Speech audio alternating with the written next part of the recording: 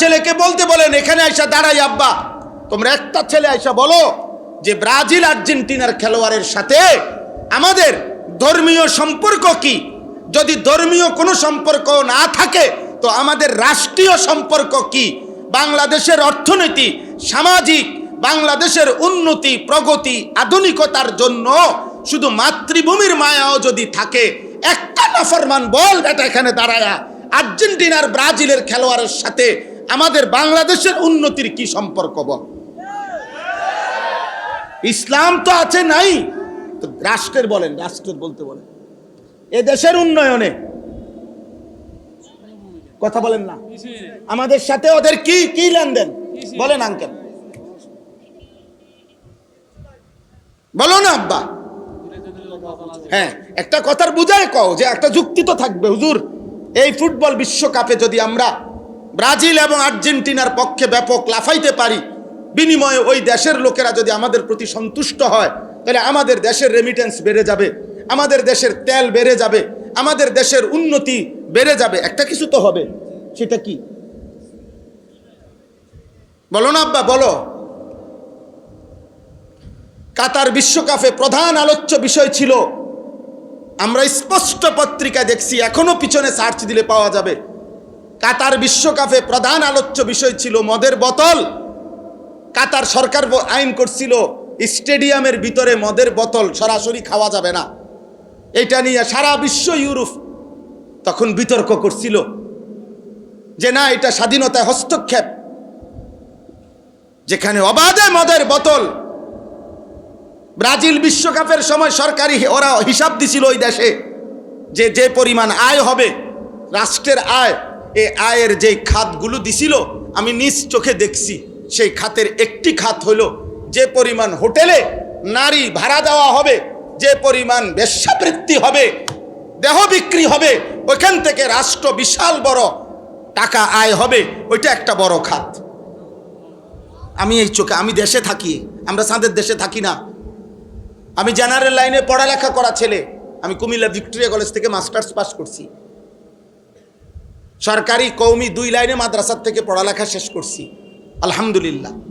এজন্য বলছি দোস্ত, পৃথিবীর খোঁজ খবর আমরাও রাখি, ইউরোপের প্রতিটা পদক্ষেপ আমরাও খবর রাখি।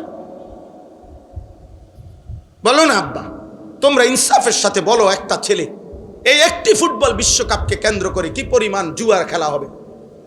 এক এক খেলোয়াড়ের নামে, দলের নামে কত কোটি কোটি ডলার জুয়া হবে, বলেন বলেন। খেলা হইল ফুটবল, কিন্তু 3 দেশে 3টা উদ্বোধনী অনুষ্ঠান হবে, 3 দেশের সম্মিলিত আয়োজনে 3টা উদ্বোধনী অনুষ্ঠানের মধ্যে অসংখ্য নর্তকী নাচবে। তো নারীর নাচের সাথে ফুটবলের কি সম্পর্ক? বলো না ভাই, ইনসাফ করো আব্বা, নর্তকীর নাচের সাথে ফুটবলের কি সম্পর্ক বলেন?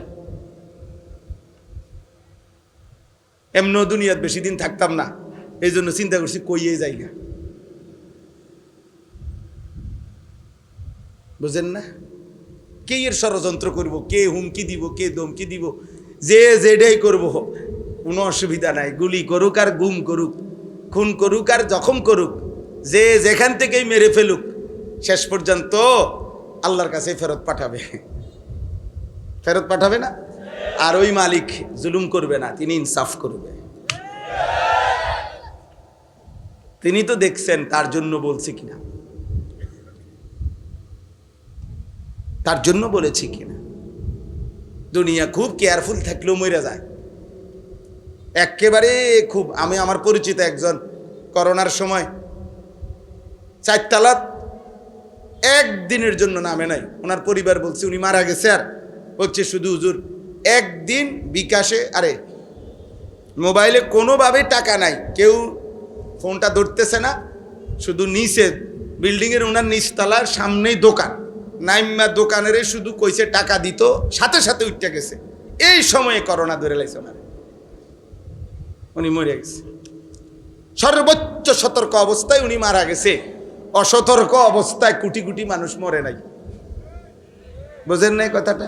তাহলে মূলত সতর্কতা অসতর্কতা সতর্ক থাকতে নিষেধ করি না, কিন্তু মূল কথা হলো 3 বেলা নিয়মিত খানা যে খায় তারও মৃত্যু হয়, অভুক্ত যে থাকে তারও মৃত্যু হয়। মৃত্যু কারোই থামে না। মুসলমানের সন্তান ইনসাফের সাথে বইল, এতগুলো ছেলে তোমরা কাছাকাছি ছিলা, কিন্তু আল্লাহকে সাক্ষী রেখা বইল, কলিজার মধ্যে হাত দিয়ে বলো, তোমরা সবাই মাগরিবের নামাজ পড়ো নাই। তাহলে মুসলমানের যেই নাফরমান সন্তান নামাজের সেজদা দিতে পারল না, এমন নিকৃষ্ট মুসলমান কেমনে পরিচয় দিবা? কোরআনের বক্তব্য থেকে কথা স্পষ্ট, যার কপালে সেজদা নাই সে মানুষ না, সে জানোয়ার। যার কপালে সেজদা নাই সে অভিশপ্ত, মালউন, লানতের যোগ্য, চির লানত তার। কোরআনুল কারীমে আছে এটা। ইবলিস আল্লাহকে একটা সেজদা দেয় নাই। আল্লাহ বলছে আজকের থেকে কিয়ামত পর্যন্ত তোর উপরে আমি আল্লাহর লানত। ওয়া ইন্না আলাইকাল লানাতা ইলা ইয়াউমিদ্দিন। না আলেম উলামা আছে, জিজ্ঞাসা করে। আল্লাহ বলছে বেঈমান, কিয়ামত পর্যন্ত তোর উপরে আমি আল্লাহর লানত, লানত, লানত তোর উপরে। ইবলিস কয়টা সেজদা দেয় নাই? একটা, সির্ফ একটা। এর আগে ইবলিস কোটি কোটি সেজদা দিছে। আল্লাহ নবী সাল্লাল্লাহু আলাইহি সাল্লাম বলছে এমন এক বিগত 4 আঙ্গুল জায়গা ছিল না যেখানে ইবলিস সেজদা দেয়নি, কিন্তু ওই দিন শুধু একটা সেজদা দিতে অস্বীকার করছে। একটি সেজদা। আল্লাহ তাআলা বলছে আজকের থেকে বের হ, ফখরুজ ফা ইন্নাকা রাজিম। বের হবে ঈমান, রাজিম তুমি। আল্লাহ বলছে ইবলিস আমার দরবার থেকে বাইর হ, তুমি অভিশপ্ত, তুমি অভিশপ্ত, অভিশপ্ত, রাজিম তুমি। রাজিম বলা হয় আরবিতে, এই যে আমরা যে পড়ি না আউযু বিল্লাহি মিনাশ শাইতানির, বলেন না, এর রাজিম মানে হলো এমন নাফরমান যাকে পাথর মেরে পৃথিবীর থেকে বিদায় নিশ্চিহ্ন করা উচিত, একে বলে আরবিতে রাজিম। রাজিম বলা হয় এমন নিকৃষ্ট পাপীকে, এমন অসভ্যকে, এমন খারাপকে, যে যাকে মূলত পাথর মারতে মারতে পৃথিবীর থেকে তাড়িয়ে দেওয়া উচিত। এটা হলো রাজিমের অর্থ। এই জন্য কোরআনে ইসলামের বিধান, বিবাহিত পুরুষ এবং নারী যদি জিনা করে, ব্যভিচার করে, তাহলে তাদের শাস্তি হলো ওই রজম। এটারে বলে মানে পাথর মারতে মারতে তাদেরকে হত্যা করা। এইটা যেই শব্দ আর এই রাজিম এক শব্দ।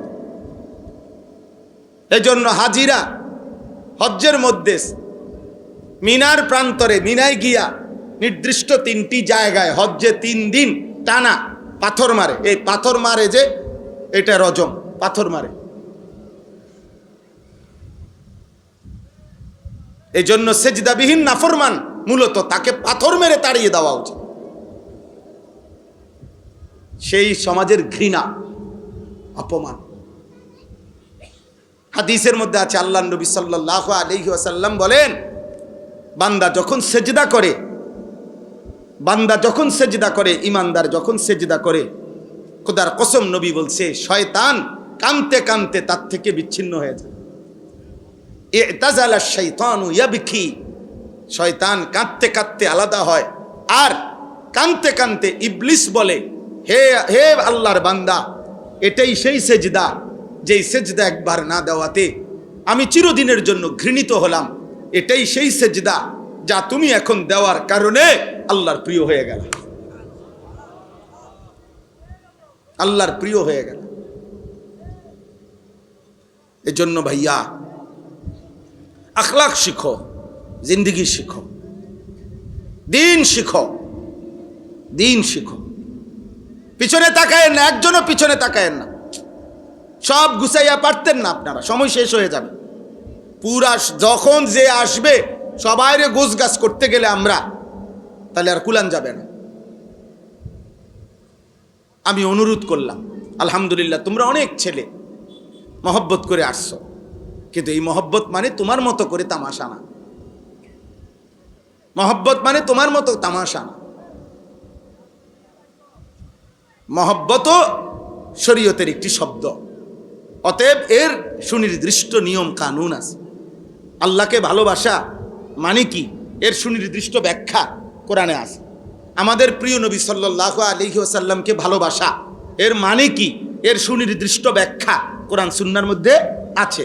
সাহাবায়ে কেরামকে ভালোবাসা এর সুনির্দিষ্ট ব্যাখ্যা কোরআন সুন্নাহর মধ্যে আছে। মা বাবাকে ভালোবাসা এর সুনির্দিষ্ট ব্যাখ্যা কোরআন সুন্নাহর মধ্যে আছে। স্ত্রীকে ভালোবাসা এর সুনির্দিষ্ট ব্যাখ্যা কোরআন সুন্নাহর মধ্যে আছে। উলামায়ে কেরামকে ভালোবাসা এর সুনির্দিষ্ট ব্যাখ্যা কোরআন সুন্নাহর মধ্যে আছে। এজন্য ইসলামের মধ্যে কোনো আনন্দ মন মতো না। এজন্য দুই ঈদের কোনো আনন্দ কোনো বেঈমান নাফরমান নিজের মতো করিলে সেটা ঈদ হয় না, সেটা তোমার খাহেশা, সেটা তোমার প্রবৃত্তির চাহিদা পূরণ হয়েছে। ঈদের দিন তুমি ড্যাকসেট বাঁচাইছো, তুমি ঈদ পালন করো নাই, তুমি শয়তানের গোলামি করছো। ঈদের দিন তুমি কোনো নর্তকী নিয়া, কোনো বেপর্দা বেহায়া মেয়ে নিয়া কোথাও তুমি ঘুরতে গেছো, তুমি ঈদ পালন করো নাই, তুমি ইবলিসের গোলামি করেছো। ঈদ তোমার আব্বার দেওয়া না, ঈদ তোমার দলের নেতায় দিছে না, ঈদ তোমার বাপের সম্পত্তি না, ঈদ আল্লাহর দেওয়া। কার দেওয়া? হাদিসের মধ্যে আছে জাআলাহুল্লাহু ঈদান লিহাদিহিল উম্মাহ। নবীজি স্পষ্ট উচ্চারণ করেছেন, সাহাবারা আমার আল্লাহর পক্ষ থেকে আমার উম্মতের জন্য এই ঈদ দেওয়া হয়েছে। কার পক্ষ থেকে? আল্লাহর পক্ষ থেকে। অতএব আল্লাহর বিধান মানতে হবে। মুসলমানের হাসি আল্লাহর দেওয়া, মুমিনের কান্না আল্লাহর দেওয়া। কোরআনে আল্লাহ বলছেন ওয়া আন্নাহু হুয়া আদহাকা ওয়া আবকা। আল্লাহ তাআলা বলেন আল্লাহই হাসান, আল্লাহই কাঁদান। হাসি আল্লাহর সৃষ্টি, কান্না আল্লাহর সৃষ্টি, আল্লাহর মাখলুক। হাসি একটা পৃথক মাখলুক, কান্না একটা পৃথক মাখলুক।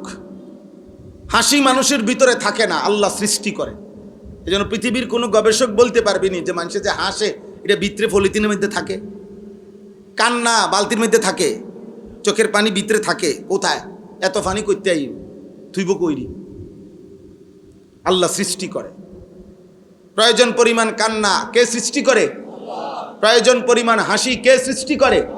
এটা কোরআনে আছে। ওয়া আন্নাহু হুয়া আদহাকা ওয়া আবকা। আল্লাহই হাসান, আল্লাহই কাঁদান। ওয়া আন্নাহু হুয়া আমাতা ওয়া আহইয়া। আল্লাহই মৃত্যু দেন, আল্লাহই জীবন দেন। ওই ছেলে, এই বেয়াদব, এই বেটা, চলে যাও আব্বা, উঠে যাও, আরেকজন মানুষ বসুক তোমার জায়গায়, তুমি বাইরে উঠা আবার হাসো কেন? নিষেধ করছিলাম না আব্বা, তো বেয়াদবি করলা কেন? হে মনে করছে কিতা কইবার হুজুরে চাই না।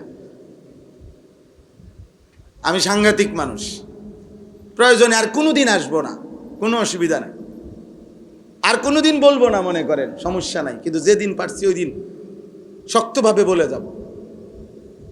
আমাদের সন্তান তোমরা, কে ফিরাবে আব্বা তোমাদের?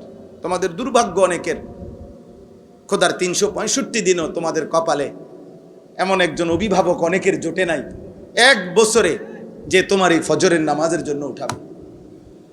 আহারে বদনসিব রে, বদনসিব। আমি আজকেও 75 বছর বয়সী আমার মার সাথে দেখা করছি আসর পইরা। আজকে মা আমারে প্রথমেই জিগাইছে ভূত নোয়াজ উঠছন, কসম আল্লাহ। আমার 75 বছর বয়সী বৃদ্ধা মাও আমারে এখন আজকেও আসরের পরে জিগাইছে। আজীবন মা জিজ্ঞাসা করে ভূত নামাজ পড়ছ? তোমাদের অনেক ছেলে, যার কারণে তোমরা সুযোগ পাইছ। যদি সচেতন অভিভাবক পাইতা, এই সমাজের মানুষ যদি আখিরাতের সচেতনতা আরেকটু থাকতো, এত অসভ্যতা করে তোমরা টিকতে পারতা না। একটা সময় আমাদের এই সমাজে এই বয়স্ক লোকদেরকে জিজ্ঞাসা করে দেখো, একটা সময় 10 গ্রামেও যদি 3 গ্রামের কোনাতেও যদি কেউ কোনো সামান্য অপকর্ম করছে, তো 10 গ্রামের মানুষের সামনে মেল কইরা মাথা কামাইয়া ছেড়ে দিছে। মানুষের দেখলে বুঝছে তাই নিয়ে ধরা খাইছে। এটা ছিল আমাদের সমাজ, এই দেশেই ছিল। এই দেশেই ছিল। কিন্তু সবাই যখন একসাথে, অভিভাবক এবং অধীনস্থ, বাবা এবং সন্তান, মা এবং মেয়ে, সবাই যখন বুঝছে জীবন মানে শুধু দুনিয়া, জীবন মানে শুধু টাকা, জীবন মানে শুধু বিল্ডিং, জীবন মানে শুধু ভাত মাছ, জীবন মানে শুধু খাট ফার্নিচার, এটা যখন ছোট বড় জোয়ান বুড়া, বাবা সন্তান সবার মাথায় একসাথে ঢুকছে, বেঈমানের সফলতা এটা যখন আমগো সবার মাথায় ঢুকায় দিছে, এখন আর বাপের কথা হইলো ফুতের নামাজের দরকার না, টাকার দরকার। মেয়ের পর্দার দরকার নাই, পয়সাওয়ালা জামাই দরকার, জামাই দরকার, টাকার দরকার। এই জন্য ফুলারে কইছে যে বুঝছি তোমার দিয়ার হইতো না, অন সিদ্ধান্ত নাও বিদেশ যাইবা না কাম করিবা, কোনটা করিবা কও, টাকার দরকার। হ্যাঁ যাইলে বিদেশ কথা কও, যদি বলে 12 দিনের মধ্যে 12 লাখ টাকা দিতে হইব, ঠিকই উনি সুদে কিস্তিতে মিলাইয়া 1 সপ্তাহের ভিতরে বাপে টাকা ব্যবস্থা করে দিবে, কারণ ওনার টাকা দরকার। উনি বুঝছে আমার ছেলের দিয়ে আমি টাকা কামাইতে হবে। কিন্তু কোরআনুল কারীমের মধ্যে আছে আব্বা, এই আমি এখন শুনাইতেছি, কোরআনুল কারীমের মধ্যে আছে হযরত নূহ আলাইহিস সালাম 950 বছর, 950 বছর একটানা মানুষকে আল্লাহর দিকে ডাকছে। একটা মানুষ 950 বছর আল্লাহর কথা বলছে, 950 বছর পরেও আল্লাহ তাআলা ওনাকে যখন বলছে নূহ আর বলতে হবে না, যে কয়জন ঈমান আনছে বাকিদেরকে আমি আল্লাহ তুফান দিয়ে ধ্বংস করে দেব, তুমি একটা নৌকা বানিয়ে উঠে পড়ো। যেদিন এই সূরা হুদের মধ্যে আছে, যেদিন নূহ আলাইহিস সালাম নৌকা বানিয়ে সারছেন, আল্লাহ তাআলা বলছেন তুমি তোমার অনুসারীদেরকে নিয়ে উঠো, আজকে নৌকা ছেড়ে দিবে। পানি উঠে গেছে, ওয়াফারাত তান্নুর কোরআনে আছে, চুলা ফাইটা পানি বের হওয়া শুরু হচ্ছে। নূহ আলাইহিস সালাম বুঝছে ওনার কওম আর বাঁচবে না, এই মানুষগুলো এখন আল্লাহর নাফরমানির কারণে ধ্বংস হয়ে যাবে। প্রিয় ভাই, প্রিয় বাবা, মুসলমানের বাপ, আপনাদেরকে বলি, এই কোরআনে আল্লাহ বলছে 950 বছর পরে আজকে যখন ছেড়ে দিচ্ছে, মানুষগুলোকে ধ্বংস করে দিবে, আল্লাহ বলছে ঠিক ওই সময়ও নৌকা ছাড়ার পূর্ব মুহূর্তেও তুফানের পানি আযাব চলে আসছে। তখনও কোরআনে আছে নূহ আলাইহিস সালাম ওনার শেষবারের মতো ওনার ছেলে কেনান, কাফের ছেলেটাকে বলছে ইয়া বুনাইয়ার কাম মা'ানা ওয়ালা তাকুম মা'আল কাফিরিন, হে আমার প্রিয় সন্তান আব্বা, তুই ঈমানদারদের সঙ্গী হ, বেঈমানের সঙ্গী হইও না আব্বা, যাইও না, থাইকো না ওই বেঈমানদের সাথে, থাইকো না। 950 বছর পরেও বাপ শেষবারের মতো ছেলেকে বলছে আব্বা আর কোনোদিন আমি এই পৃথিবীতে কালেমার দাওয়াত দেব না, আমার দায়িত্ব শেষ, আমার কাজ শেষ, কিন্তু শেষবারের মতো তোমাকে বললাম। ছেলেটা বলছে আমি পাহাড়ে আশ্রয় নেব, তোমার খোদার পানির থেকে আমি বেঁচে যাব। সাআবি ইলা জাবালিন আসিমুনি মিনাল মা। নূহ আলাইহিস সালাম বলছে না, লা আসিমাল ইয়াউমা মিন আমরিল্লাহ ইল্লা মার রাহিম। আব্বা শুনো, আল্লাহর দয়া ছাড়া আজকে আল্লাহর হাত থেকে কেউকে বাঁচাইতে পারবে না। ভুল করো না বাবা, ভুল করো। আজকে মুসলমানের আব্বা পরিষ্কার সিদ্ধান্ত দিয়া দেয়, মুসলিম বাবা, হুজুর কইছি নামাজের কথা মনে 200 বার কইছি, 2 বছর চেষ্টা করছি, পরে দেখছি আর হইতো না, অজাত নামাজ রোজা করে না হুজুর, এর লাগে চিন্তা করছি আর অন্য লাইনে কোনানে যাইলে যাইব, বিদেশ যাইব বা কামে লাগাই দিছি, শেষ। উনি সিদ্ধান্ত নিয়ে নিছে, আর অসুবিধা নাই, উনি ফয়সালা নিয়ে নিছে, যা এবার আমার ছেলে জাহান্নামী হইলে হোক, আমার ছেলে বরবাদ হইলে হোক, নগদ জাট কটা টেয়াটুয়া ফাইলে লাভ। এটা কি ইনসাফ? বলেন না এটা ইনসাফ? এটাই হওয়ার কথা ছিল মুসলমান। তাইলে এজন্য বাপ সবার কাছে অনুরোধ, বিষয়টা বুঝতে চেষ্টা করেন, বিষয়টা বুঝতে চেষ্টা করেন। আপনারা যারা বয়স্ক চাচারা আছেন, আপনারা যারা সমাজের নেতৃস্থানীয় মানুষ আছেন, আপনারা যারা অভিভাবক আছেন, আপনারা দয়া করে দাঁড়াইয়া দেখেন আপনাদের সন্তানেরা, এরা নর্থ বেঙ্গল থেকে আসে নাই, এরা পার্বত্য চট্টগ্রাম থেকে আসে নাই, এরা খুলনা বরিশাল থেকে আসে নাই, এরা আপনাদেরই আশপাশের ছেলে পেলে। তাহলে আপনারা দেখেন তাকাইয়া চেহারায় নামাজের চিহ্ন কয়জন?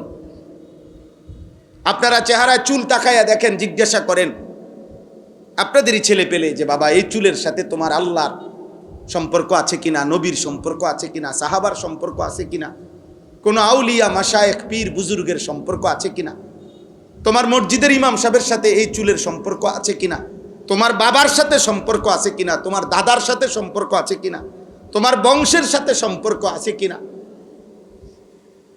বলেন। আপনারা জিজ্ঞাসা করেন। একটা ছেলেকে বলতে বলেন এখানে আইসা দাঁড়াই, আব্বা তোমরা একটা ছেলে আইসা বলো যে ব্রাজিল আর্জেন্টিনার খেলোয়াড়ের সাথে আমাদের ধর্মীয় সম্পর্ক কি? যদি ধর্মীয় কোনো সম্পর্ক না থাকে তো আমাদের রাষ্ট্রীয় সম্পর্ক কি? বাংলাদেশের অর্থনীতি, সামাজিক, বাংলাদেশের উন্নতি, প্রগতি, আধুনিকতার জন্য শুধু মাতৃভূমির মায়াও যদি থাকে, একটা নাফরমান বল এটা এখানে দাঁড়ায়া আর্জেন্টিনার ব্রাজিলের খেলোয়াড়ের সাথে আমাদের বাংলাদেশের উন্নতির কি সম্পর্ক বল? ইসলাম তো আছে নাই, তো রাষ্ট্রের বলেন, রাষ্ট্রের বলতে বলেন। এ দেশের উন্নয়নে কথা বলেন না, আমাদের সাথে ওদের কি কি লেনদেন বলেন আঙ্কেল, বলো না আব্বা। হ্যাঁ, একটা কথার বুঝায় কও যে একটা যুক্তি তো থাকবে। হুজুর, এই ফুটবল বিশ্বকাপে যদি আমরা ব্রাজিল এবং আর্জেন্টিনার পক্ষে ব্যাপক লাফাইতে পারি, বিনিময়ে ওই দেশের লোকেরা যদি আমাদের প্রতি সন্তুষ্ট হয়, তাহলে আমাদের দেশের রেমিটেন্স বেড়ে যাবে, আমাদের দেশের তেল বেড়ে যাবে, আমাদের দেশের উন্নতি বেড়ে যাবে। একটা কিছু তো হবে, সেটা কি বলো না আব্বা, বলো।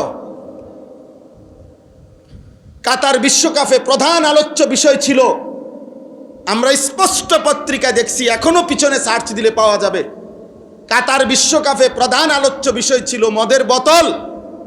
কাতার সরকার আইন করছিল স্টেডিয়ামের ভিতরে মদের বোতল সরাসরি খাওয়া যাবে না।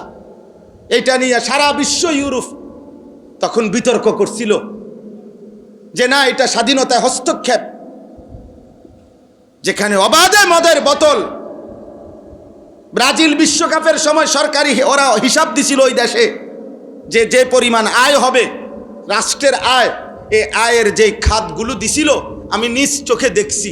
সেই খাতের একটি খাত হলো যে পরিমাণ হোটেলে নারী ভাড়া দেওয়া হবে, যে পরিমাণ বেশ্যাবৃত্তি হবে, দেহ বিক্রি হবে, ওইখান থেকে রাষ্ট্র বিশাল বড় টাকা আয় হবে, ওইটা একটা বড় খাত।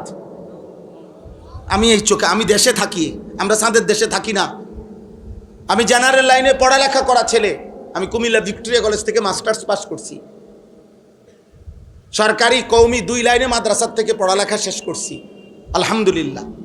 এজন্য বলছি দোস্ত, পৃথিবীর খোঁজ খবর আমরাও রাখি, ইউরোপের প্রতিটা পদক্ষেপ আমরাও খবর রাখি। বলো না আব্বা, তোমরা ইনসাফের সাথে বলো, একটা ছেলে এই একটি ফুটবল বিশ্বকাপকে কেন্দ্র করে কি পরিমাণ জুয়ার খেলা হবে? এক এক খেলোয়াড়ের নামে, দলের নামে কত কোটি কোটি ডলার জুয়া হবে বলেন, বলেন। খেলা হইল ফুটবল, কিন্তু 3 দেশে 3টা উদ্বোধনী অনুষ্ঠান হবে, 3 দেশের সম্মিলিত আয়োজনে 3টা উদ্বোধনী অনুষ্ঠানের মধ্যে অসংখ্য নর্তকী নাচবে। তো নারীর নাচের সাথে ফুটবলের কি সম্পর্ক বলো না ভাই? ইনসাফ করো আব্বা, নর্তকীর নাচের সাথে ফুটবলের কি সম্পর্ক বলেন? এমন দুনিয়াত বেশি দিন থাকতাম না, এই জন্য চিন্তা করছি কইয়ে যাই না, বুঝেন না? কে এর ষড়যন্ত্র করব, কে হুমকি দিব, কে ধমকি দিব, যে যেটাই করব কোনো অসুবিধা নাই। গুলি করুক আর গুম করুক, খুন করুক আর জখম করুক, যে যেখান থেকেই মেরে ফেলুক, শেষ পর্যন্ত আল্লাহর কাছে ফেরত পাঠাবে। ফেরত পাঠাবে না? আর ওই মালিক জুলুম করবে না, তিনি ইনসাফ করবে। তিনি তো দেখছেন তার জন্য বলছে কিনা, তার জন্য বলেছি কিনা। দুনিয়া খুব কেয়ারফুল থাকলেও মরে যায় একেবারে খুব। আমি আমার পরিচিত একজন করোনার সময় 4 তালা একদিনের জন্য নামে নাই। ওনার পরিবার বলছে উনি মারা গেছে, আর বলছে শুধু হুজুর একদিন বিকাশে, আরে মোবাইলে কোনোভাবে টাকা নাই, কেউ ফোনটা ধরতেছে না, শুধু নিচে বিল্ডিংয়ের ওনার নিচতলার সামনেই দোকান, নাইম্মা দোকানের শুধু কইছে টাকা দিত, সাথে সাথে উঠতে গেছে। এই সময়ে করোনা ধরে লাইছে ওনার, উনি মরে গেছে। সর্বোচ্চ সতর্ক অবস্থায় উনি মারা গেছে, অসতর্ক অবস্থায় কোটি কোটি মানুষ মরে নাই। বুঝেন নাই কথাটা? তাহলে মূলত সতর্কতা অসতর্কতা, সতর্ক থাকতে নিষেধ করি না, কিন্তু মূল কথা হলো 3 বেলা নিয়মিত খানা যে খায় তারও মৃত্যু হয়, অভুক্ত যে থাকে তারও মৃত্যু হয়। মৃত্যু কারোই থামে না আমার ভাই বন্ধু। অতএব আলহামদুলিল্লাহ অনেক মেহনত আমার প্রিয় মাকসুদ ভাই লাকসামের, যেই আমারে দাওয়াতটা দিছে, অনেকবার পেরেশানি করছে। এই মানুষটা দিন রাত নিজের এলাকায় কোথায় কোনখানে একটা মাহফিল, একটা আলেম ওলামা আনা যায়, ওনার সারাদিন এই ফিকির, সারাদিন আমার কতভাবে যে বুঝাইয়া আনছে যে হুজুর অনেক ভালোবাসা নিয়া এলাকার সর্বস্তরের জনগণ মিলে, নওজোয়ান ছেলেরা, বয়স্ক বাবা চাচারা সবাই আন্তরিকতা নিয়ে এই মাহফিলটা সাজাইছে। খতিব সাহেব, ইমাম সাহেব উনিও বললেন মাশাআল্লাহ, আমি আপনাদের সবাইকে মোবারকবাদ জানাই, আপনাদের সকলের ভালোবাসা আন্তরিকতায়। এই জন্য আমি শুধু এতটুকুই বলতে চাই, আমরা সবাই মিলে, আব্বা যারা বয়স্ক আছেন, বাবা আছেন, যারা অভিভাবক শ্রেণী আছেন, আপনারা যদি এই মানুষের পরিচর্যা না করেন, শুধু বিল্ডিং দালান, সোফা খাট ফার্নিচার, শুধু ছাদ ডালাই, এই দুনিয়ার এই সম্পত্তির আসবাবের পরিচর্যা করিলে এই সমাজ নিরাপদ থাকবে না আব্বা, এই সমাজে বেঁচে থাকা কঠিন হবে। এই জন্য হাত জোড় করে আল্লাহর কোরআন সামনে বললাম, মানুষের পরিচর্যা করেন। ছেলেটাকে ছেলে বা মানুষ বানান, মেয়েটাকে মানুষ বানান, ইনসান বানান, ইনসান, নট ইকোনমিক্যাল অ্যানিম্যাল। শুধু অর্থনৈতিক প্রাণী বানায়েন না, মানুষ বানান। এ কথার অর্থ হইল শুধু উপার্জন করতে পারে কোনো না কোনোভাবে, শিক্ষার মাধ্যমে হোক অথবা না শিক্ষা হোক, কোনো না কোনোভাবে পয়সা রোজগার করতে পারা, এটা যথেষ্ট না, এটা যথেষ্ট না।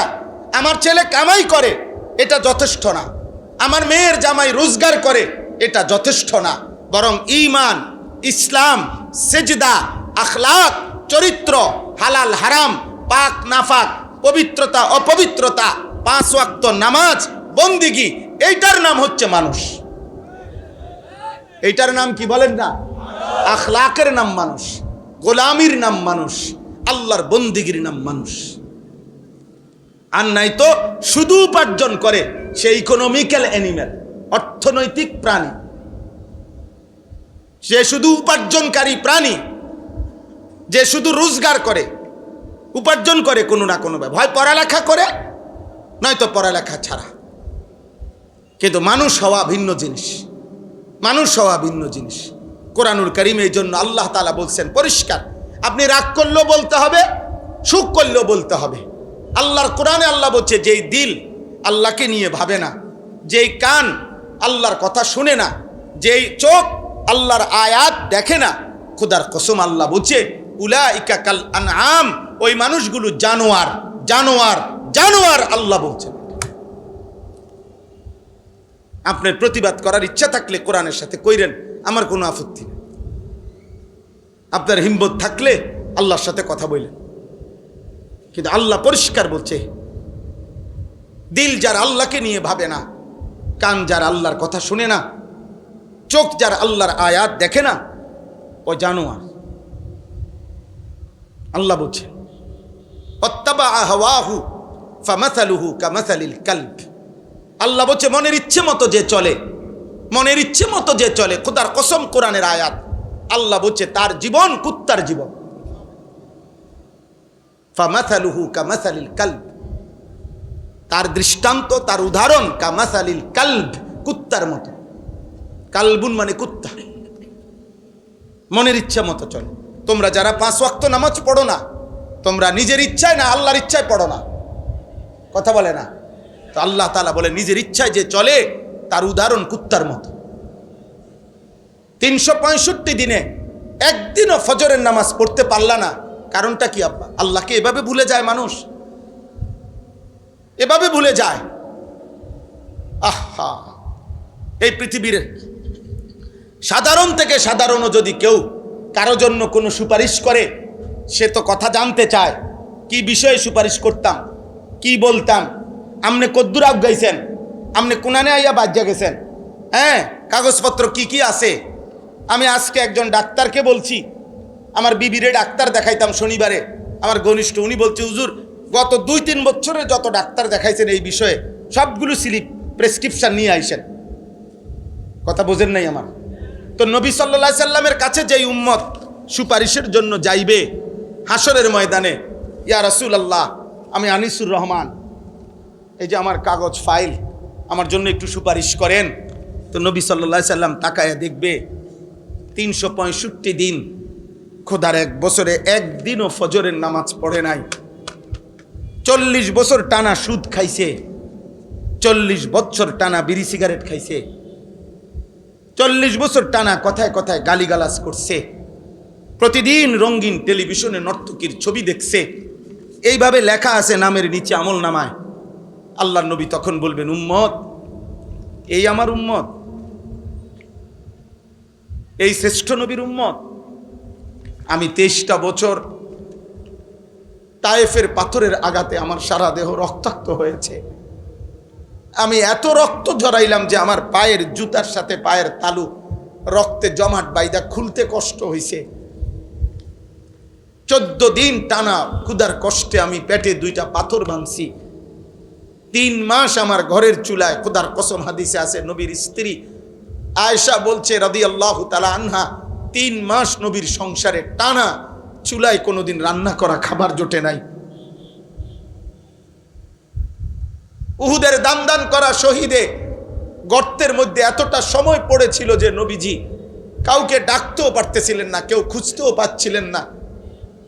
আল্লাহর নবী এভাবে আহত হয়ে রক্ত মাখা দেহ নিয়ে উহুদের প্রান্তরে পড়েছিলেন। নবী বলবেন উম্মত, এই আমার তায়েফের রক্তের বিনিময়, এই আমার উহুদের দান শহীদ করার বিনিময়, এই আমার পেটে পাথর বাঁধা ক্ষুধার কষ্টের বিনিময়, এই আমল নামা। 60 বছর বয়সেও বিড়ি সিগারেট, 60 বছরের দাড়িওয়ালা বুড়া এখনো নর্তকীর নাচ, টেলিভিশনে চা দোকান, নাচ গান দেখা। আমি আল্লাহর সামনে এটা কেমনে সুপারিশ করব? বলেন না। নবীজির সুপারিশ মানে কি? আপনার গুনাহ মৃত্যু পর্যন্ত মজবুতির সাথে গুনাহ চলবে, 1 সুতা আপনি নড়াচড়া করবেন না গুনার থেকে, আর নবী শুধু দাঁড়াইবেন আর নবী বেহেশতে ঢুকাবে, এটা নিয়ে সুপারিশ। কথা বলেন না কেন? বলেন, একজন মুসলমান বলেন, সুপারিশ বলতে কি বুঝছেন? সুপারিশ মানে তো আবেদন, সুপারিশ মানে কি গ্রহণ? কথা বলেন না কেন? সুপারিশ মানে মুক্তি, সুপারিশ মানে নাজাত, সুপারিশ মানে জান্নাতে ঢুকানো, সুপারিশ মানে আবেদন। আবেদন, কেউ যদি সুপারিশ করে এটা প্রমাণ করে আবেদন, এটা আবেদন করছে, গ্রহণ করা, অনুমোদন করার জন্য ভিন্ন আরেকজন আছে। কথা বলে না? তাহলে নবীজি কি করবে? সুপারিশ করবে, তো এটা অনুমোদন করার জন্য আরেকজন কেউ থাকবেনি, তিনি কে? আরে বলেন না কে? তো নবীজি আবেদন করিলে, মনে করেন নবীজি আবেদন করার পর 1 কোটি মানুষ, সাপোজ আর কি 1 কোটি মানুষ আবেদন করছে, আল্লাহ তাআলা যদি বলে বন্ধু আপনার আবেদনে ধরেন আমি একজন বাদে বাকি সবাইকে জান্নাত দিলাম, একজনকেই শুধু জাহান্নাম দিলাম, আর সেই একজন যদি হয় আনিসুর রহমান, তাহলে বাকি সবাই জান্নাতে গেলে আমার কি লাভ? কথা বুঝেন নাই আমার? নবীর সুপারিশে মনে করেন 100 কোটি যাবে। এই ছেলে, এই বেয়াদব, এই বেটা বেয়াদব, মোবাইল ধরলা কেন?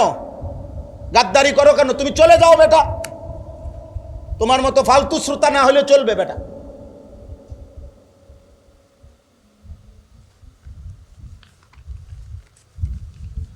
জি বাবা, আপনারা ধরে বুঝান আপনাদের ছেলেদেরকে, বলেন একটা লোক যদি একজন, আরে ভাই একজন আমি যদি জাহান্নামী হই, যারে আল্লাহ জাহান্নাম দিবে সে যদি আমি হই, বাকি সবাই যদি জান্নাতে যায়, আমার কি লাভ? কথা কন না, আমার কি লাভ? দোস্ত আমার, বন্ধু আমার, আমি সর্বোচ্চ আবেগ দিয়ে বলছি, রাগ হইও না ভাই, আমি মোবাইলের এটা মাইনে নিতে পারি না। আমার কত হলো সে না শুনুক, আমার কোনো আপত্তি নেই। আমি জীবনভর আজকে আলহামদুলিল্লাহ আল্লাহর দয়ায় 22 বছরের এই ছোট্ট ওয়াজের জীবনে কখনো 10 জন মানুষের সামনে বয়ান করছি, কখনো 10,000 মানুষের সামনেও বয়ান করছি, এটা কোনো বিষয় না। এই কোরবানির ঈদের আগের দিন বুধবার রাতে এশার নামাজের পরে আমি যখন বয়ান করছি তখন 10-15 জন মানুষ ছিল, কিন্তু আমি বলে গেছি কমপক্ষে 1 ঘন্টা আল্লাহর কথা বলতে হবে, বন্ধ করা যাবে না। আমরা ইয়াকিন করি যে আমাদের দায়িত্ব শুধু কলিজার সবটুকু দিয়ে বলা, চূড়ান্ত ফয়সালা আল্লাহর হাতে। ফয়সালা কার হাতে? হেদায়েত দিবে কে? জীবন পরিবর্তন করবে কে? আল্লাহ আল্লাহ আল্লাহ আল্লাহ আল্লাহ। হেদায়েত কারো হাতে না, শুধু আল্লাহর হাতে। হেদায়েত নবী সাল্লাল্লাহু আলাইহি সাল্লামের হাতেও না, কার হাতে? যার কারণে যে নবীর কথায় আবু বকর এক কথায় কালেমা পড়ছে, সেই নবীর কথায় 10 বছর একটানা আপন চাচা আবু তালেবকে নবীজি দাওয়াত দিছে। আর মোট 38 বছর আবু তালেব 38 বছর নবীজির খেদমত করছে। কত বছর? 38 বছরের খেদমত করছে আবু তালেব নবীজির। আর নবীজি 10 বছর তাকে কালেমার দাওয়াত দিছে, কিন্তু মৃত্যু হয়েছে ঈমান ছাড়া, কারণ আসমানওয়ালা রব ফয়সালা দেয় নাই। বলে নবীজি কাঁদছে, চোখের পানি ফেলছে, ফেলে নাই? বুখারীর riwayat, কুল লা ইলাহা ইল্লাল্লাহ কালিমাতান আশহাদু লাকা বিহা ইনদাল্লাহ। আল্লাহর নবী বলছে, চাচা একবারের জন্য কালেমাটা পড়েন, একবার শুধু বলেন চাচা, আপনি শুধু বলে রাখলে হাসরের ময়দানে আমি আপনার জন্য আল্লাহর নিকট সাক্ষ্য দেব। হাদিসের মধ্যে আছে আবু তালেব নবীজি ফালাম ইয়াজাল বারবার বলতেছিলেন, আর আবু জাহেল আর উমাইয়া ইবনে খালফ এই 2 জন কাফের বারবার নিষেধ করছিল। 2 পাশে 2 জন, এ পাশে নবীজি, এ পাশে 2 জন কাফের, আবু জাহেল এবং উমাইয়া। এই 2 জন বলতেছে, আবু তালেব বাপদাদা পূর্বপুরুষের ধর্মের মূর্তি পূজার বিরোধিতা করিস না, বেজ্জতি করিস না। আর আল্লাহ নবী বলছে, চাচা একটাবার পড়েন। কোন কিতাবের মধ্যে আছে শেষ পর্যন্ত নবীজি বলছে, চাচা আমার কানে কানে বলেন, আমি শুধু শুনে রাখবো, কিয়ামতের দিন সাক্ষ্য দেব। আবু তালেব পড়ে না, খোদার কসম পড়ে না। কিতাবে আছে শেষ পর্যন্ত নবীজি বলছে, চাচা আমি পড়ি, আপনি শুধু ঠোঁটটা লাড়েন, আমি তবুও বলবো আল্লাহর কাছে যে আল্লাহ আমার চাচা ঠোঁট লাড়ছে, মনো কালেমাই পড়ছে। আবু তালেব ঠোঁটও লাড়ে নাই, শেষ পর্যন্ত আছে। এবার নবীজি বলছে, এরকম হাত জড়ায় ধরে বলছে, চাচা আপনি আগুনের মধ্যে কেমনে সইবেন? আপনি আগুনে পুড়বেন, আপনি আমার 38 বছর খেদমত করছেন, আপনি জাহান্নামের আগুনে পুড়বেন, চাচা আমি এটা সহ্য করবে? আপনি তো আগুনে পুড়বেন। এই তখন আবু তালেব একটা কথা বলছে, এই করিম, আবু তালেব বলছে, ভাতিজা মুহাম্মদ, আন্নারু খায়রুম মিনাল আর। আপনারা সবাই মনে রাখেন,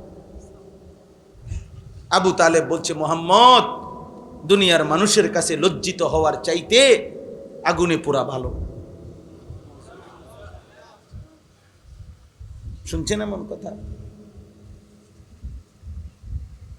আন্নারু খায়রুম মিনাল আর, কিতাবের আবার বলছে, মুহাম্মদ প্রয়োজনে জাহান্নামের আগুনে পুড়ব, কিন্তু সমাজের মানুষের কাছে বেজ্জতি হতে পারতাম। অসংখ্য বাবা মার হিসাব তো এটা। 3 দিন ধরে বিয়া বাড়িতে ডেকসেট বাজতে আছে, এবারটার কথা হইল প্রয়োজনে হাসরের ময়দানে জাহান্নামের আগুনে পুড়মু, কিন্তু জিফুত নায়নাথপুরের কাছে বেজ্জিত হয়ে থাকতাম। ফুলাইনে শখ করছে, ফুলাইনে কি করছে? ফুলাইনে শখ করছে। হ্যাঁ, বেড়া বেড়ি এক প্যান্ডেলে খাওয়াইতে আসা, ও গুণা হইব তো, ও অক গুণা কিতা করণ যাইব, আর হয়তো কিছু ফিটা খাওয়ান লাগবো কবরে, কিন্তু বেজ্জুতি থেকে তো বাঁচলাম। গ্রামে বেজ্জুতি হয়েছে না হেবড়া, মানুষে হেবড়ার একের আলগি দিয়া টাঙ্গাইয়ে থইছে ইজ্জত দিয়া, বুঝেন নাই কথা?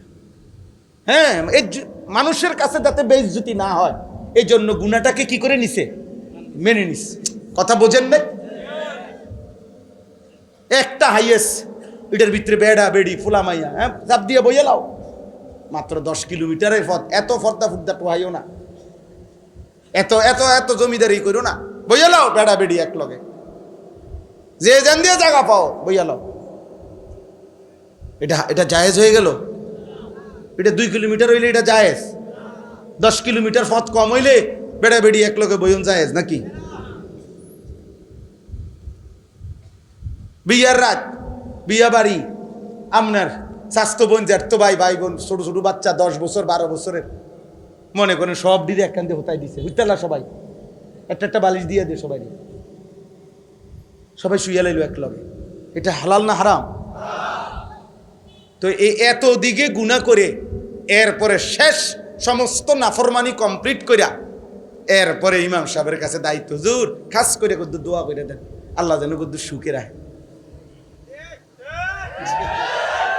আল্লাহ যেন এই 70,000 টাকার যে বিয়ার গেটটা আল্লাহ যেন এটার বরকত দেয়, গায়ে হলুদের যে অনুষ্ঠানে বেড়া বেড়ি নাচছে আল্লাহ যেন এটার বরকত দেয়, পুরাটা অনুষ্ঠান যে ভিডিও করছে আল্লাহ যেন এটার মধ্যে বরকত দেয়, বেড়া বেড়ি যে একই হাইয়েসের মধ্যে সাইপ্পা বইছে আল্লাহ যেন এটার মধ্যে বরকত দেয়। হ্যাঁ দিব, যা দিবার দিব, আপনি টের পাইবেন, রোদ উঠলেই বুঝবেন, বুঝেন নাই? আস্তাগফিরুল্লাহ, আস্তাগফিরুল্লাহ, বলেন নাউজুবিল্লাহ, বলেন নাউজুবিল্লাহ। মুসলমান মনে রাখবেন আমার শেষ কথা, চোখ বন্ধ করলে ঝড় থামে না, মাথা নোয়ায়া ফেললে ঝড় থামে না। ওট পাখির স্বভাব, তুফান দেখলে বালুর মধ্যে মাথা ঢুকায়। চামচিকার স্বভাব, বাদুরের স্বভাব, আলো ফুটলে মাথা নিচের দিকে দিয়া চোখ বন্ধ করে রাখে। তার মানে সে বুঝাইতে চায় আলো আসে নাই, না আলো আসছে, তুমি মাথা নোয়াই লাইছো। আর এই জন্য আপনি যদি বলেন আমি বুঝি নাই, চোখ বন্ধ করে যদি আপনি কোন তুফান নাই, না তুফান ঠিকই আসতেছে, আপনি চোখ বন্ধ করে রাখছেন, তা আপনি বুড়া মানুষ, গ্রামের মানুষ, বুঝি নাই, বা ওই এখনকার যুগ এরকম, আগের মতো সাফাসাফি করলে হইতো না, এই সব কিছু বললেই কবরের আযাব মাফ হয়ে যাবে, জাহান্নামের আযাব মাফ হয়ে যাবে। খোদার কসম এটা হবে না। ইমাম সাহেব আর মুক্তা দিয়ে, মুসল্লি আর হুজুরে, পাবলিকে আর জনগণে আমরা একত্র হইয়া গেলে কবরের আযাব মাফ হবে না। আমনে উনি আমারে কইলো, আমি ইমাম সাহেবরে কইলেন, আমনে হুজুর বুঝেন তো অন কি আর এই যুগ আসেনি? হুজুরে কইলো আচ্ছা বুঝি তো, বুঝি তো, হ্যাঁ ঠিক আছে, আল্লাহ ভরসা চালাইয়া নেন। হ্যাঁ, ইমামে আর মুসল্লি মিল্লা গেলে আখেরাত ক্লিয়ার, পিসাবে আর মুরিদে মিল্লা গেলে আখেরাত ক্লিয়ার। হ্যাঁ কি মিল্লা জিল্লা, মিল্লা জিল্লা কুমিল্লা, মিল্লা জিল্লা আখেরাত না।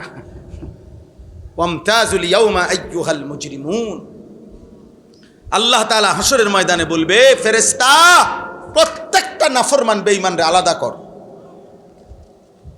বাইর কর গার ধাক্কা দিয়া, ওয়াকিফুহুম ইন্নাহুম মাসউলুন। আল্লাহ বলবে ফেরেশতা প্রত্যেক পাপীকে 3 জন একসাথ করবি। প্রিয় ভাই, কোরআনের আয়াত, প্রত্যেক পাপীর বেলায় আল্লাহ বলবেন 3 জনকে একসাথ করবা। 1 পাপীকে, 2 এই পাপ কাজে তার সঙ্গী যে ছিল তাকে, 3 এই পাপ করতে গিয়ে সে যার উপরে ভরসা করছে তারে শেল্টার দিছে, সে যে সেই গডফাদার যে তাকে অন্যায় করতে, চুরি করতে, জিনা করতে, মদ খাইতে, জুয়া খেলতে, নারী দেখতে, জুলুম করতে, সন্ত্রাসী করতে, চাঁদাবাজি করতে, হারাম করতে যে তাকে শেল্টার দিছে, আল্লাহ বলবে 3 জনকে একসাথ করো। খোদার কসম আল্লাহ বলেন, আর জাহান্নামের রাস্তায় দাঁড় করাও, আমি একটা একটা করে জিজ্ঞেস করব আর জাহান্নামে পৌঁছায় দেব। কোরআন শরীফের আয়াত, উহশুরুল্লাযীনা যালামু ওয়া আযওয়াজাহুম ওয়া মা কানু ইয়াবুদুনা মিন দুনিল্লাহ ফাহদুহুম ইলা সিরাতিল জাহিম ওয়াকিফুহুম ইন্নাহুম মাসউলুন মা লাকুম লা তানাসারুন বাল হুমুল ইয়াওমা মুস্তাসলিমুন। আল্লাহ তখন ওই তিনজনকে, পাপীর সঙ্গী, পাপ কাজ সে যার উপরে ভরসা করে করছে, এই তিনজনকে একসাথ করে আল্লাহ বলবেন, কি হলো, একজন আরেকজনকে সাহায্য করছো না কেন? একজন আরেকজনকে এখন কিছু বলছো না কেন? সহযোগিতা করছো না কেন?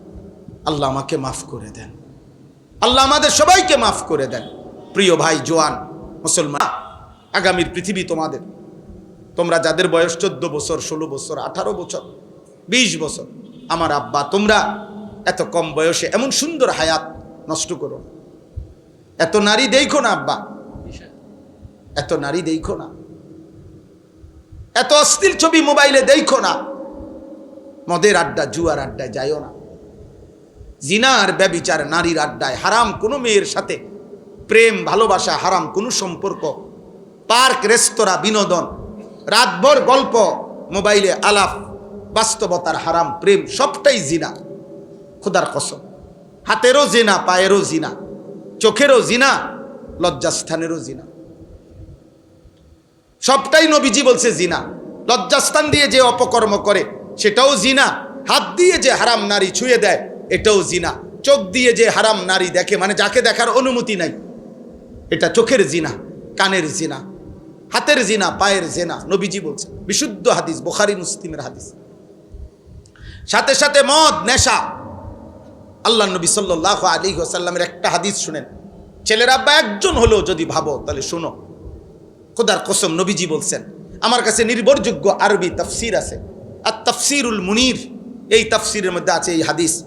নবীজি বলছেন, দুইটা পাপ, এক নাম্বার হলো জিনা, নারীর সাথে যে হারাম কাজ করে, দুই যে মদ পান করে, মান জানা ওয়া শারিবাল খামরা, নেশা, মদ, নেশা, মদখোর, নেশাখোর, যে ফুট্টাখোর, বাবাখোর, গাঁজাখোর, ইয়াবাখোর, হারামখোর, নেশাখোর, হারামখোর, ফুট্টাখোর, হারামখোর, বাবাখোর, হারামখোর।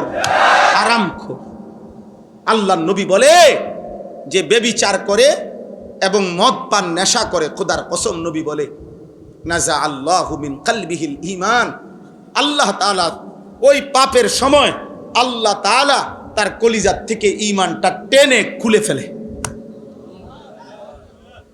কসম খোদার, এই কোরআন হাতে বলে, নাজা আল্লাহু মিন কলবিহিল ঈমান কামা ইয়াখলাউল ইনসানু আল কামিসা মিন রাসিহি। নবীজি বলেন, মানুষ যেমন তার গায়ের জামা খুলে ফেলে, ঠিক তেমনি ভাবে আল্লাহ তাআলা নেশাখোর আর নারীর সাথে যে অপকর্ম করে তার কলিজার থেকে ঈমান এভাবে খুলে ফেলে। কি সাংঘাতিক কথা বলো। এই ব্যভিচারীকে আল্লাহ যেন বলে, এদিকে ওয়েট, কই যাচ্ছ, বেডি দেখবা, উলঙ্গ ছবি, নর্তকী, জিনা, ব্যভিচার, হারাম নারীর আড্ডায়, ওয়েট 1 মিনিট। আল্লাহ যেন ডাক দিয়ে বলে, দাঁড়াও, আমার ঈমান আমারে দিয়া যাও, যা এবার বেঈমান যা। যে মদ পান করে, নেশাখোর, আল্লাহ তাআলা বলে, দাঁড়া 1 মিনিট, নেশাখোর, দাঁড়াও, আমার ঈমান আমারে দিয়া দাও, যাও এবার বেঈমান যাও।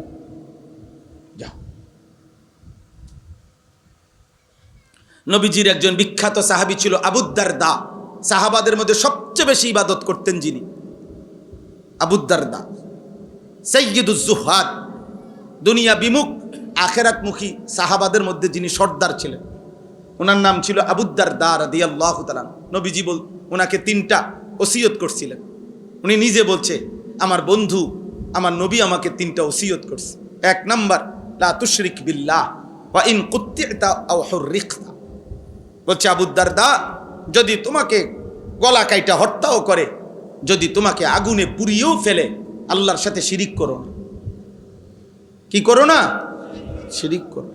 মাইরা ফেলুক আর পুরাইয়া ফেলুক, আল্লাহর সাথে শিরিক করো না, আল্লাহর সাথে ভিন্ন কাউকে ডাইকো না। এক জাররা পরিমাণও আল্লাহর সাথে কাউকে মিলাইও না, আল্লাহর সাথে কাউকে মিলাইও না, ধর্মের নামেও না, অধর্মের নামেও না। কোনো চাওয়া পাওয়া পূরণ হওয়ার জন্য পৃথিবীর কারো কাছে আল্লাহর সমকক্ষ মনে করে চেও না। মাখলুকের কাছে চাওয়া যায় না, চাইতে হয় শুধু কার কাছে? আল্লাহর কাছে, আল্লাহর কাছে। আল্লাহ আমাদেরকে বুঝার তৌফিক দান করেন। 2 নাম্বার, লা তাতরুকিস সালাতা মুতাআম্মিদান মাকতুবাতান। কোন ফরজ নামাজ, ফজর, জোহর, আসর, মাগরিব, ইশা, জুমা, এরকম ফরজ নামাজ নবীজি বলছে ইচ্ছে করে ছেড়ে দিও না। ফামান তারাকাহা ফাকাদ কাফারা। যে ইচ্ছে করে ফরজ নামাজ ছেড়ে দেয়, মনে রেখো সে যেন কাফিরি হলো। 3 নাম্বার, লা তাশরাবিল খামরা। মদ পান করো না। ফা ইন্নাহা মিফতাহু কুল্লি শার। কেননা মদ, নেশা সমস্ত পাপের চাবি। মদখোর যে নেশা করে সে নারী লুবি, সে জুয়া খেলে। যেখানে মদের আড্ডা সেখানে গানের আড্ডা, যেখানে গানের আড্ডা সেখানে নারীর আড্ডা। এই 3 জিনিস, মদ, নারী, গান, বাদ্য, এই 3 জিনিস এক ক্ষতি এনে 3 দাগ। বুঝেন নাই? একই ক্ষতি আনে। যেখানেই মদের আড্ডা সেখানে নারীর আড্ডা, সেখানে গানের আড্ডা। এই 3টে একসাথে চলে। নাউজুবিল্লাহ, নাউজুবিল্লাহ। দয়া করে গুনাহ থেকে ফিরেন। ছেলের আব্বা, ধরে নাও তোমার দিকে কেউ নজর দিল না, মা ভুলে গেল, বাপ ভুলে গেল, এই সমাজের সবাই তোমাদেরকে ভুলে গেছে। আব্বা, তোমরা অনেক ছেলে আছো এমন, মোবাইল 24 ঘন্টা তোমাদেরকে পাগল বানায়া রাখছে। নারী দেখতে দেখতে, ছবি দেখতে দেখতে, অশ্লীল দৃশ্য দেখতে দেখতে আজ তুমি মাথার চুল থেকে পায়ের নখ দিয়া এই পুরা বডিতে কোথাও তুমি বুঝাইতেও পারতা না যে তুমি মুসলমান কেমনে, মুসলমান কেমনে। বলো না ভাই? যদি কেউ এভাবে তোমরা মনে করো, কেউ তোমারে বাধা দেয় না, কিন্তু এরপরও তুমি আল্লাহর কাছ থেকে ছাড় পাইবা না। তুমি নিজেরে নষ্ট করো না। আমার এই শেষ কথা, অনুরোধ করলাম, এটা আমার কলিজার একটা ব্যথা। আমি ব্যক্তিগতভাবে মুসলমান কিশোর, যুবক, নওজোয়ান, তারা আল্লাহর দিকে ফিরুক, সবাই সবার জায়গায় পড়ুক, আমার মানা নাই। স্কুলে পড়ো, কলেজে পড়ো, ইউনিভার্সিটিতে পড়ো, কোনো অসুবিধা নেই, কিন্তু আল্লাহকে ভুলো না, নামাজকে ভুলো না, হালাল হারামকে ভুললো না। আমরা মুসলমান, আমরা মুসলমান। এটা আমাদের প্রথম পরিচয়, এটা আমাদের শ্রেষ্ঠ পরিচয়, এটা আমাদের প্রকৃত পরিচয়, এটা আমাদের শেষ পরিচয়। এটা আমাদের কি? শেষ পরিচয়। এটা আমাদের কবরের পরিচয়, এটা আমাদের আখিরাতের পরিচয়। আমরা মুসলমান, আমরা ঈমানদার। আমাদের আল্লাহ আছেন, আমাদের নবী সাল্লাল্লাহু আলাইহি সাল্লাম আছেন, আমাদের কোরআন আছে, আমাদের ইসলাম আছে। এই 4টাই শ্রেষ্ঠ। আমাদের আল্লাহ সর্বশ্রেষ্ঠ, আমাদের নবী সর্বশ্রেষ্ঠ, আমাদের কিতাব সর্বশ্রেষ্ঠ, আমাদের ধর্ম সর্বশ্রেষ্ঠ। আমি অন্যের কাছে যাব কেন? বলো না ভাই? আমি কিসের অভাবে অন্যের কাছে যাব? আমার কাছে কোনটা নাই? এই 4টার কোনো একটাই আমাদের চাইতে বেশি কারো কাছে আছে? হিন্দুদের কাছে, বৌদ্ধদের কাছে, ইয়াহুদিদের কাছে, খ্রিস্টানদের কাছে, নাস্তিক মুরতাদদের কাছে। তাইলে আমরা অন্যের কাছে যাব কেন? কেন যাব ভাই? অতএব আমি অনুরোধ করছি, দয়া করে আমরা প্রত্যেকে আল্লাহর দিকে ফিরে।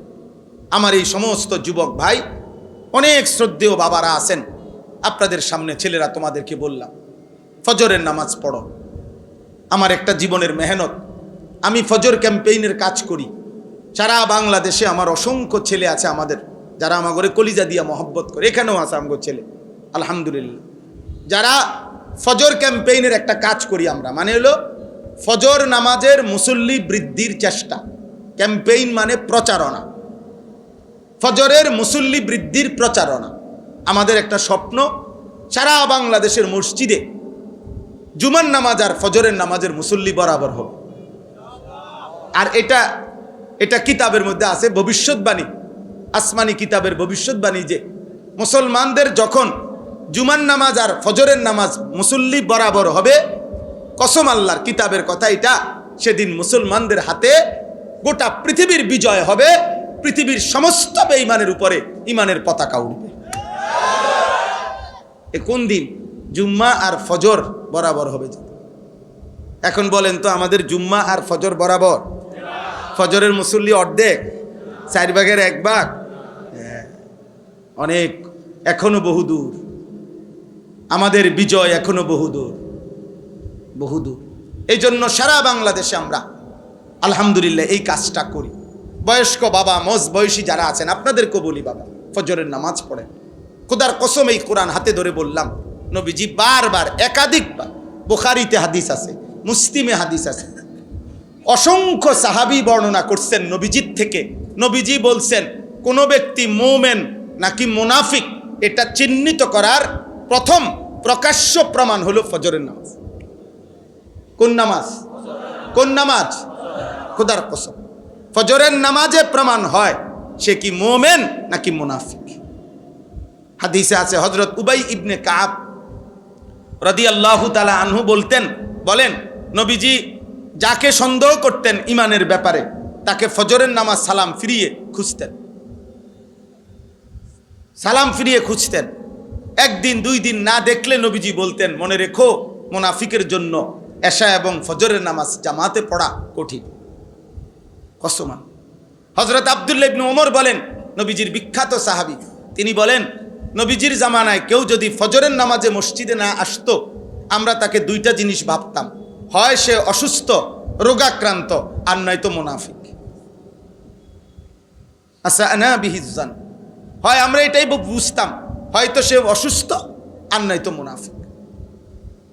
নবীজি, বুখারীর হাদিস আছে, নবীজি সাল্লাল্লাহু আলাইহি সাল্লাম ফজরের নামাজের গুরুত্ব বলে আল্লাহর নবী বলছেন, আমার মন চায় জামাতের ওয়াক্ত হইলে একজনকে বলি ইমামতি করো, আর আমি নিজে কিছু লোক নিয়া লাকড়িতে আগুন ধরাইয়া, আমার মন চায় ইলা কওমিন লা ইয়াশহাদুনাস সালাহ, যারা ফজরের জামাতে আসে নাই, আমি তাদের ঘরগুলোতে যাই, ফা উহাররিকা আলাইহিম বুয়ুতাহুম বিন্নার, অতঃপর তাদের ঘরগুলো তাদেরকে শুদ্ধা আগুনে পোড়ায় দেয়।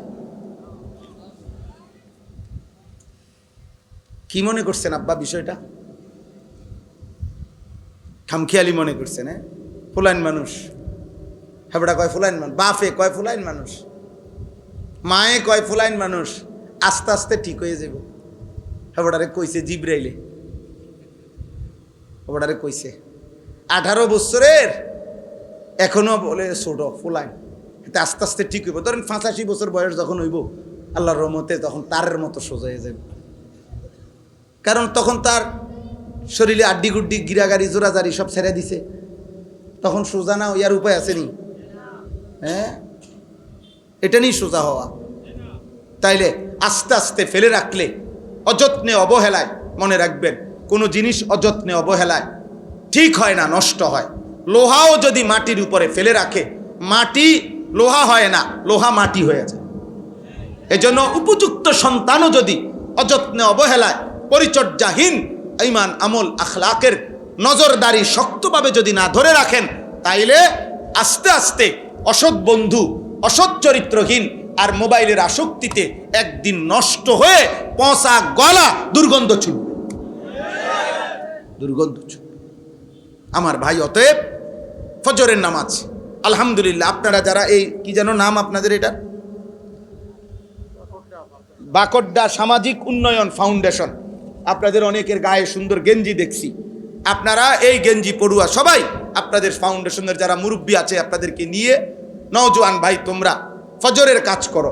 আমি একটা তোমাদেরকে বললাম যে কাজটা কি, একদম সহজ কাজ, সহজ বুদ্ধি। একজন ছেলে, যুবক, কিশোর সিদ্ধান্ত নিবে, আমি ফজরের নামাজ জামাতে পড়ব, আমার একজন বন্ধুকে ফজরের জন্য জাগাবো। এ দূরে আমাগো কাম, আমি ডাকবো তাকে, সে ডাকবে আমাকে। 2 দোস্ত পরস্পর সমঝোতা করে নিবে, বন্ধু তুমি আগে উঠলে আমারে উঠাইও, আমি আগে উঠলে তোমারে উঠাইব। ইনশাআল্লাহ কোরআনের বক্তব্য দ্বারা বোঝা যায় 2 বন্ধু একজন আরেকজনকে নেক কাজে সহযোগিতা করবে।